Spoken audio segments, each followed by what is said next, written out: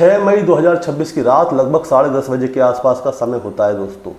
पश्चिम बंगाल के मुख्यमंत्री शुभेंदु अधिकारी के पीए चंद्रनाथ रथ रात को लगभग 10:30 बजे अपने घर पे जा रहे होते हैं। वो अपनी कार से जा रहे होते हैं।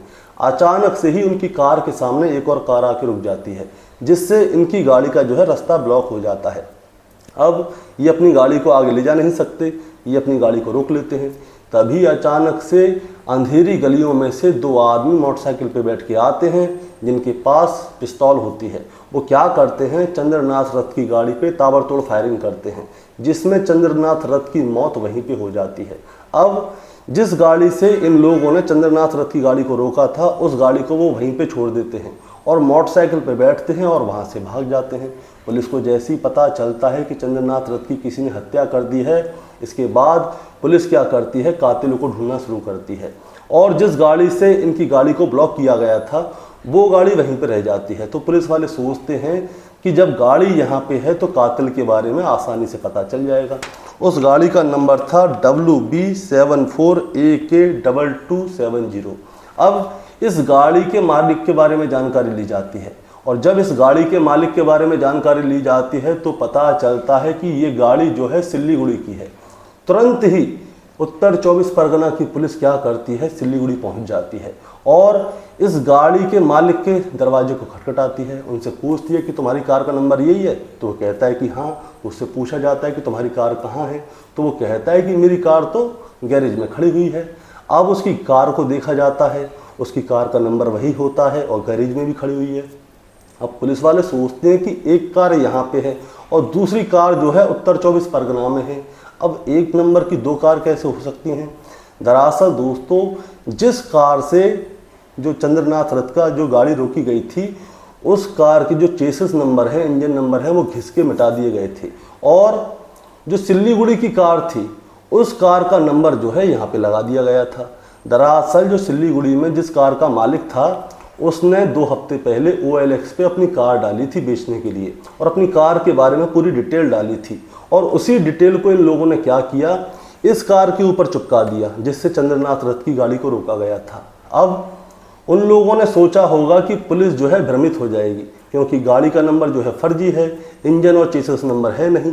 लेकिन जो कातिल हैं उनसे गलती हो जाती है और उस गलती की वजह से कातिल तक पुलिस पहुंच भी जाती है। इसमें 3 लोगों के नाम आते हैं। बिहार से लेकर उत्तर प्रदेश तक 3 लोगों को गिरफ्तार किया जाता है और जब इन 3 लोगों को गिरफ्तार किया जाता है तो यहाँ पे नई नई कहानियाँ निकल के आती हैं। दोस्तों, आज की कहानी इन्हीं नई कहानियों के ऊपर है कि आखिर इन तीनों का नाम कैसे आया और इन लोगों ने कुछ किया है या नहीं किया, ये भी कहानी आज की कहानी में जुड़ी हुई है। दोस्तों, कहानी शुरू करूंगा उससे पहले मैं बस आपसे यही कहना चाहूँगा कि अगर आप मेरे चैनल पे नए हैं तो चैनल को जल्दी से सब्सक्राइब कर दीजिएगा, ताकि रोजाना रात को 8 बजे मैं आपके लिए एक सच्ची घटना की कहानी लेकर आ सकूं। नमस्कार दोस्तों, मैं गौरव शर्मा और आप देख रहे हैं गौरव शर्मा सफ़र। दोस्तों, आज की जो सच्ची घटना मैं आपको सुनाने जा रहा हूं, ये सच्ची घटना शुरू होती है बिहार प्रदेश के बक्सर जिले से। और बक्सर के रहने वाले 2 लोग होते हैं, जिनमें एक का नाम मयंक राज मिश्रा और दूसरे का नाम विक्की मौर्य। इन दोनों को एक जिम्मेदारी मिली होती है और जिम्मेदारी होती है बिहार के धनबाद से 275 किलोमीटर दूर मध्य ग्राम है, जो कि पश्चिम बंगाल के उत्तर 24 परगना में आता है। इन दोनों को एक कार लेकर मध्य ग्राम जाना था बिहार के बक्सर से, और वहाँ पे जाके इनको कार छोड़नी थी और वापस आना था, और इसके अवज़ में उनको पैसे मिलेंगे।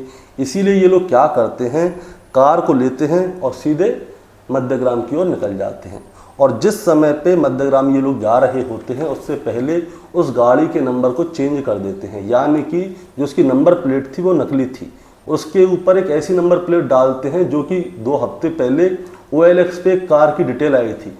उसी कार का नंबर जो है ये अपनी गाड़ी पे लगा लेते हैं। अब ये लोग जो है जाते हैं, और जिस समय ये लोग जाते हैं, पश्चिम बंगाल पहुंचने वाले होते हैं, उस समय पे बीच में टोल प्लाजा आता है। अब टोल प्लाजा पे आते हैं, इनकी गाड़ी का नंबर प्लेट फर्जी था। अगर यहाँ से टोल कटेगा तो उसका मैसेज जो है असली मालिक के पास जाएगा, और इनकी गाड़ी के ऊपर फास्ट ट्रैक भी नहीं था कि टोल कट जाए। अब ये लोग क्या करते हैं, उससे बोलते हैं टोल प्लाजा वाले से कि ऐसा करो, तुम कैश ले लो, कैश लेके हमारे टोल की पर्ची दे दो। लेकिन टोल प्लाजा वाला साफ साफ इनकार कर देता है। वो कहता है कि नहीं, यहाँ पे हर जगह नो कैश लिखा हुआ है, या तो आप फास्टैग से अपना टोल कटवाइए या फिर आप यूपीआई कर दीजिए। अब बहुत देर हो जाती है बहस करते करते। अब बहस करते करते तभी क्या होता है, इस गाड़ी में 3 लोग होते हैं। तीसरा आदमी क्या करता है, वो कहता है कि यार इतना मूड क्यों मार रहे हो, चलो मैं तुम्हें यूपीआई कर देता हूँ। अब ये क्या करते हैं, उस टोल प्लाजा पे यूपीआई से पेमेंट कर देते हैं और वहाँ से निकल जाते हैं। और जब ये यूपीआई से पेमेंट करते हैं और वहाँ पे गाड़ी छोड़ के आते हैं तो पता चलता है कि पश्चिम बंगाल के मुख्यमंत्री शुभेंदु अधिकारी का जो पीए है चंद्रनाथ रथ, उसकी किसी ने कत्ल कर दिया है। इसके बाद इस मामले में पुलिस वाले हर जगह हाथ पैर मारते हैं, ढूंढते हैं कि कातिल कौन है। जिस कार को ये लोग वहाँ पे छोड़ के आए थे उसी कार से चंद्रनाथ रथ का रास्ता रोका गया था। अब पुलिस वाले जब इस पूरी जानकारी को ले रहे होते हैं तब जाके उन्हें पता चलता है कि ये कार जो है टोल प्लाजा पार करके आई होगी या टोल प्लाजा पार करके जाती होगी। अब इस कार के बारे में जानकारी लेते हैं, तब जाके टोल प्लाजा का नाम सामने आता है, बाली निवेदिता सेतु। यहाँ पे जो है ये कार आई थी और यहाँ पे यूपीआई से पेमेंट हुआ था। अब जिस यूपीआई से पेमेंट हुआ था उस यूपीआई के बारे में जानकारी लेते हैं और उस यूपीआई से पूरी की पूरी डिटेल निकल के आती है, नाम, अता, पता, ठिकाना, फ़ोन नंबर, कहाँ रहते हैं कहाँ नहीं रहते, Aadhaar card number, PAN card number, सारी डिटेल निकल के आती है। और ये डिटेल निकल के आती है मयंक राज मिश्रा के नाम की। अब मयंक राज मिश्रा को गिरफ्तार किया जाता है। पुलिस मयंक राज मिश्रा के पास पहुंच जाती है और उसे गिरफ्तार कर लेती है। मयंक राज मिश्रा से उसकी निशानदेही पे एक नाम सामने आता है, उसका नाम होता है विक्की मौर्य। अब पुलिस क्या करती है, विक्की मौर्य को भी गिरफ्तार कर लेती है और जब इन दोनों से पूछताछ करती है कि तुम्हारे साथ और कौन कौन था, तब एक नाम और सामने आता है और वो नाम होता है राज सिंह का। राज सिंह जो है उत्तर प्रदेश के बलिया के सदर कोतवाली क्षेत्र के अंतर्गत आनंद नगर आता है और आनंद नगर का रहने वाला है राज सिंह। अब राज सिंह के पास पुलिस जाती है और पुलिस जाके उसे गिरफ्तार कर लेती है। और जिस समय पे राज सिंह के पास पुलिस जाती है, इसको गिरफ्तार करती है, तो उस समय पे राज सिंह जो है अयोध्या से अपने परिवार वालों के साथ राम जी के दर्शन करके आ रहा था। उस समय पे इसको गिरफ्तार किया था। 9 और 10 मई की रात को इन तीनों को गिरफ्तार कर लिया जाता है और गिरफ्तार करके थाने में बैठा दिया जाता है और उनसे पूछताछ चलती है और वहाँ से सीधे ही इन्हें पश्चिम बंगाल ले जाया जाता है। अब राज सिंह, मयंक मिश्रा और विक्की मौर्य, इन तीनों को गिरफ्तार कर लिया गया है और पश्चिम बंगाल ले जाया गया है। अब जिस समय पे राज सिंह को गिरफ्तार किया था उस समय पे राज सिंह की माँ, उसकी बहन, उसका बहनोई, ये तीनों लोग क्या करते हैं, मीडिया वालों के सामने आते हैं और फपक के रोने लगते हैं और वो कहते हैं कि जिस समय पे चंद्रनाथ रथ का कत्ल हुआ था उस समय पे राज सिंह अपने घर पे मौजूद था। वो एक सीसीटीवी फुटेज मीडिया वालों के सामने रखते हैं और उसमें साफ साफ पता चलता है कि रात को तकरीबन 8 बजे राज सिंह अपने घर पे जाता है और 10 बजे तक वो रात को अपने घर पे रहता है। और जिस समय पे इस हत्याकांड को अंजाम दिया गया था उस समय पे 10:30 बज रहे थे और बलिया से मध्यग्राम की जो दूरी है वो 1250 किलोमीटर दूर है। अगर कोई भी बलिया से मध्यग्राम जाएगा वो आधे घंटे में तो पहुंचेगा नहीं। अगर वो गाड़ी से जाएगा, बस से जाएगा, चाहे फ्लाइट से जाएगा, हर चीज़ में समय लगेगा लेकिन आधे घंटे में नहीं पहुंचेगा। इसका मतलब यही है कि जो राज सिंह है वो इस हत्याकांड में शामिल नहीं है और ना ही वो उस समय पे पश्चिम बंगाल में था। अब राज सिंह के परिवार वाले साफ साफ कह रहे थे कि राज सिंह इस हत्याकांड में शामिल नहीं है, वो दूर दूर तक उसका कोई नाम नहीं है, उनके बेटे को फंसाया जा रहा है। इस तरफ तो राज सिंह के परिवार वाले बोल रहे थे, लेकिन दूसरी तरफ जो पुलिस है वो राज सिंह हो, चाहे मयंक राज मिश्रा हो, चाहे विक्की मौर्य हो, इन तीनों की कुंडली को खंगाल रही थी कि राज सिंह ने अपने इतिहास में क्या क्या किया है, अपने जो पहले समय बीत गया है उसमें क्या क्या किया है, उसके बारे में पूरी जानकारी लेती है। अब जैसे ही इनकी जानकारी ली जाती है राज सिंह की, तब जाके पता चलता है कि राज सिंह जो है बड़े बड़े अधिकारियों के साथ में फ़ोटो खिंचवाता है। वो बड़े रसूख वाले लोगों के पास आता जाता है, उसको नेताओं के पास आने जाने का बड़ा शौक़ है, वीडियो अपलोड करता है और रंगबाजी दिखाने का बड़ा शौक़ है। और राज सिंह के बारे में ये वाली बात तो सामने आ जाती है, उसके फ़ोटो आप गूगल पे सर्च करोगे तो नेता वगैरह के साथ है और रंगबाज आदमी की तरह फ़ोटो आपको साथ दिखेंगे। अब इसके परिवार के बारे में जानकारी ली जाती है तो पता चलता है कि जो माँ है वो डाक विभाग में है और जो उसके पिता हैं वो शिक्षक थे, लेकिन शिक्षक थे उनकी क्या है कुछ समय पहले मौत हो गई। अब घर में माँ है, पिता है नहीं, और पिता के मरने के बाद क्या है राज सिंह के क्या है पर निकल आते हैं।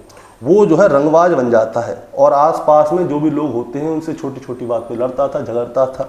अब होता क्या है, इस लड़ने झगड़ने में ही एक बार राज सिंह के हाथ से कत्ल हो जाता है और कत्ल की वजह से इसे जेल भी जाना पड़ता है। अब कत्ल किसका होता है दोस्तों, आप सोचें, आप सुनेंगे तो आप भी सोचने पे मजबूर हो जाएंगे कि इस छोटी सी बात के चक्कर में इस नेता आदमी ने, जो रंगबाज आदमी है, उसने गरीब आदमी की हत्या कर दी। होता क्या है, 13 अक्टूबर 2020 की रात की बात है। अब होता क्या है, बलिया के सदर कोतवाली क्षेत्र के आनंद नगर में, जहाँ पे राज सिंह रहता है, वहीं का रहने वाले थे अजीत गुप्ता, जिनकी उम्र 30 साल के आसपास होती है। अजीत गुप्ता जो है विकलांग है और वो अपनी ट्रायल साइकिल से चलते हैं और अंडे बेचने का काम करते हैं। 13 अक्टूबर 2020 की रात को क्या है, अजीत गुप्ता अपने घर पे जा रहे होते हैं, सामने से बुलेट मोटरसाइकिल आ रही होती है। अंडे बेचने का काम है, गरीब आदमी है, रोजाना कमाता है, रोजाना खाता है, ये नहीं कि उसके पास कोई बाप दादा की जायदाद है। अब अजीत मिश्रा जा रहा होता है, तभी रास्ते में बुलेट मोटरसाइकिल आ रही होती है।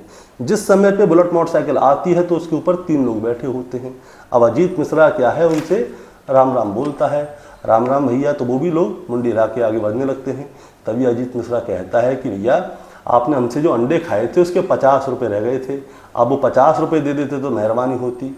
अब जैसे ही अजीत मिश्रा ने 50 रुपये वाली बात करी तो राज सिंह और उसके साथियों को क्या है, गुस्सा आ जाती है।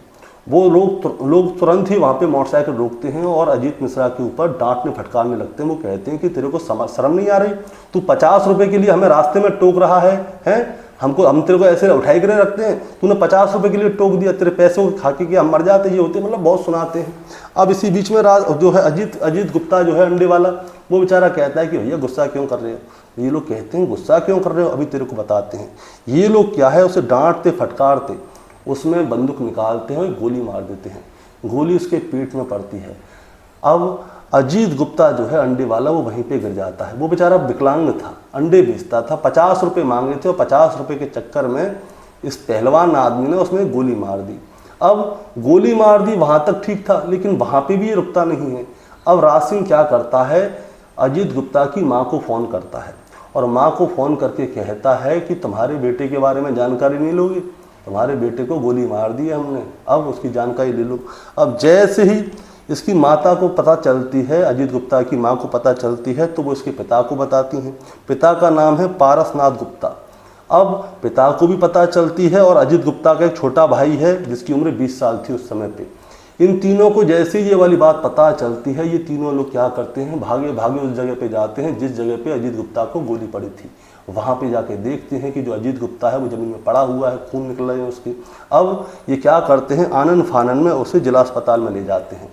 जिला अस्पताल में डॉक्टर साहब से कहते हैं कि डॉक्टर साहब इन्हें बचा लो, हमारे घर में यही एक आदमी है जो कि पूरे परिवार को चला रहा है। अब डॉक्टर साहब उसे चेक करते हैं, देखते हैं कि अजीत गुप्ता की हालत बहुत ज़्यादा ख़राब है, इसीलिए वो क्या करते हैं, अजीत गुप्ता को जो है बनारस रेफर कर देते हैं।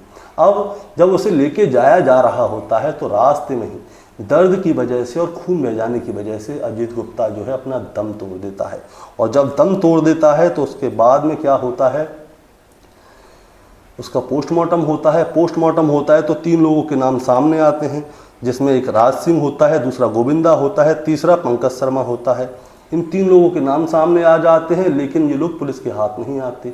इसीलिए अजीत गुप्ता के परिवार वाले क्या करते हैं, अजीत गुप्ता की लाश को सड़क पे रख लेते हैं, रास्ता जाम करवा देते हैं। पुलिस वाले इन्हें आश्वासन देते हैं और कहते हैं कि हम कातिलों को जल्द से जल्द पकड़ लेंगे।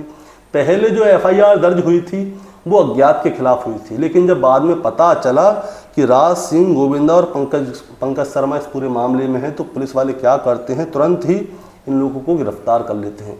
48 घंटे के अंदर ही पुलिस वाले पता चला लेते हैं कि इन तीनों का ही काम है ये और इन लोगों ने ही गोली मारी है। अब इन तीनों को गिरफ्तार कर लिया जाता है।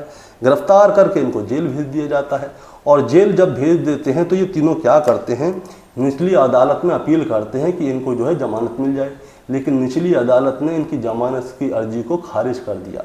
इसके बाद ये लोग क्या करते हैं, हाई कोर्ट में जाते हैं और हाई कोर्ट में जाकर जब ये अपील लगाते हैं तो हाई कोर्ट से इन तीनों को जो है जमानत मिल जाती है। अब जैसे ही जमानत मिलती है और राज सिंह जेल से बाहर आता है तो उसके क्या है और ज़्यादा पर निकल आते हैं कि देखो मैंने कत्ल कर दिया, उसके बाद भी देखो मैं खुलेआम घूम रहा हूँ। अब जब ये सड़क पे घूमता था तो जो अजीत गुप्ता है जो मार दिया है इसने गोली मार के, अंडे बेचने वाला विकलांग आदमी 50 रुपये के चक्कर में, उसके पिता जब भी राज सिंह को देखते थे तो वो डरते थे कि कहीं ऐसा ना हो कि राज सिंह उन्हें भी गोली मार दे। अब जैसे ही राज सिंह रास्ते में मिलता था तो ये क्या है, गायब हो जाते थे। उन्हें डर लगता था कि कहीं ऐसा ना हो हमने इसके खिलाफ में FIR दर्ज कराई थी, इसको जेल भेजा था और ये उनका बदला लेने के लिए हमें मार दे।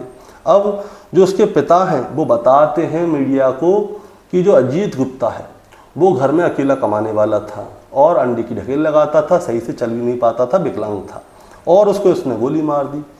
उसकी एक पत्नी थी पहले, यानी कि अजीत गुप्ता की मौत से पहले उसकी पत्नी थी, उसकी शादीशुदा था, वो शादीशुदा था। तो उस समय जिस समय पे उसकी पत्नी गर्भवती थी, जब वो अपने बच्चे को जन्म देने वाली थी तो बच्ची को जन्म देते देते उसकी मौत हो जाती है। उसकी एक बेटी थी, बेटी को भी पाल रहा था। अब माता पिता भाई और बेटी इन सबकी जिम्मेदारी अजीत गुप्ता के ऊपर थी, लेकिन अजीत गुप्ता को इन लोगों ने महज 50 रुपये के पीछे मार डाला। इस समय पे अजीत गुप्ता की बेटी की उम्र जो है 13 साल है और उसके पिता की जो हत्या हुई थी वो साल 2020 में हुई थी। अब ये सारी चीज़ें सामने आ जाती हैं कि भाई जो राज सिंह है कोई दूध का धुला नहीं है। उसकी माँ सबके सामने, कैमरे के सामने, टीवी के सामने रो रही थी, मैंने भी पिछली कहानी में बताया था। लेकिन जब उसकी पूरी डिटेल निकल के आती है तो अजीत गुप्ता के बारे में पता चलता है कि ये रंगबाज था, 50 रुपये के पीछे इसने गरीब आदमी का कत्ल कर दिया, जेल भी होके आ चुका है। अब क्या होता है दोस्तों, पुलिस ने चाहे राज सिंह हो चाहे उसके 2 साथी हों, इन तीनों के बारे में पूरी जानकारी ले ली और जैसे ही इनके बारे में जानकारी मिलती है तो पुलिस ने इनको गिरफ्तार तो कर ही दिया था। गिरफ्तार करने के बाद इन्हें कोर्ट में ले जाया गया और कोर्ट में ले जाने के बाद इनके लिए पुलिस ने जो है इनके लिए रिमांड मांगी। अब होता क्या है, बक्सर के 2 आरोपी गिरफ्तार हो गए थे और उन्हीं की निशानदेही पे राज सिंह का नाम सामने आता है। और जब राज सिंह के बारे में जानकारी मिलती है तब पता चलता है कि राज सिंह की जो है इस पूरे हत्याकांड में अहम भूमिका थी। दरअसल जो सामान उपलब्ध कराया था, चाहे वो कार हो, चाहे बाइक हो, चाहे पिस्तौल हो, वो सभी चीज़ जो है राज सिंह ने ही उपलब्ध कराई थी। अब मीडिया रिपोर्ट का दावा ये भी है कि राज सिंह को इस कांड में ये सारी चीज़ मुहैया कराने के लिए 1 करोड़ से ज़्यादा रुपए मिले होंगे, क्योंकि चाहे कार का इंतज़ाम करना हो, चाहे मोटरसाइकिल का, चाहे पिस्तौल का, ये ऐसी बातों से तो आ नहीं जाएंगी। कार चुराई हुई थी, मोटरसाइकिल भी चुराई हुई थी और जो पिस्तौल थी वो बड़ी महंगी पिस्तौल थी। बताया जा रहा है कि उसकी कीमत 10 लाख रुपए के आसपास होगी। अब 10 लाख रुपए की पिस्तौल ली है, कार ली है, तो इसके लिए किसी न तो इनको रिश्वत फरोती दी होगी, पैसे दिए होंगे।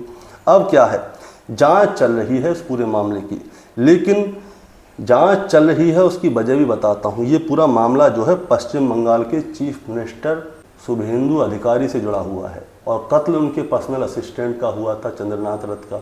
जिस समय पे कत्ल हुआ था उस समय पे वो CM नहीं थे, लेकिन अब वो CM बन चुके हैं और बीजेपी ने अपनी सरकार बना ली है और अब वो इस पूरे मामले की जांच जो है उन्होंने CID को सौंपी है। अब इस पूरे मामले की जांच CID कर रही है, SIT कर रही है, STF कर रही है और ये तीनों टीम जो है लगी हुई हैं, एक कड़ी को जोड़ रही हैं। ये पूरा हाई प्रोफाइल मामला है। अब इस पूरे हाई प्रोफाइल मामले के बारे में पूरी जानकारी ली जा रही है कि चंद्रनाथ रथ की आखिर हत्या की तो किसने की, क्योंकि पूरे देश में बस एक यही प्रश्न चल रहा है कि पश्चिम बंगाल में जैसे ही बीजेपी की सरकार आई, बीजेपी की सरकार आते ही जो वहाँ के भावी मुख्यमंत्री थे, यानी कि जिनको मुख्यमंत्री बनना था, उनकी पर्सनल असिस्टेंट की किसी ने कत्ल कर दिया है। अब ये कत्ल किया किसने, सब यही जानना चाहते हैं। अब शुरुआती जांच में पता चलता है 3 लोगों के नाम। अब उन 3 लोगों को हिरासत में ले लिया गया है, चाहे वो राज सिंह हो, चाहे उसके दोस्त हों जो कि बक्सर के रहने वाले थे। अब इन तीनों लोगों को हिरासत में ले लिया है और इस पूरे मामले की जांच चल रही है। राज्य सरकार ने जो है CID को ये जांच सौंपी थी और CID वालों ने क्या किया, दिल्ली से 2 स्पेशल अधिकारी बुलाए, जिनमें कि एक का नाम सुभाष चंद्र मंडू है और दूसरे का नाम अनिल कुमार यादव है। अब ये 2 अधिकारी भी आ गए हैं। बताया जा रहा है कि ये अधिकारी बड़े बड़े केसों को सुलझाते हैं। अब ये पूरे मामले की जांच पड़ताल चल रही है और इस मामले की जांच पड़ताल जो है पश्चिम बंगाल के DIG के नेतृत्व में चल रही है, यानी कि सब बड़े बड़े लोग हैं इस पूरे मामले में जांच में। ऐसे नहीं किसी चौकी इंचार्ज से कह दिया कि जाओ तुम पूरे मामले की जांच करके आओ।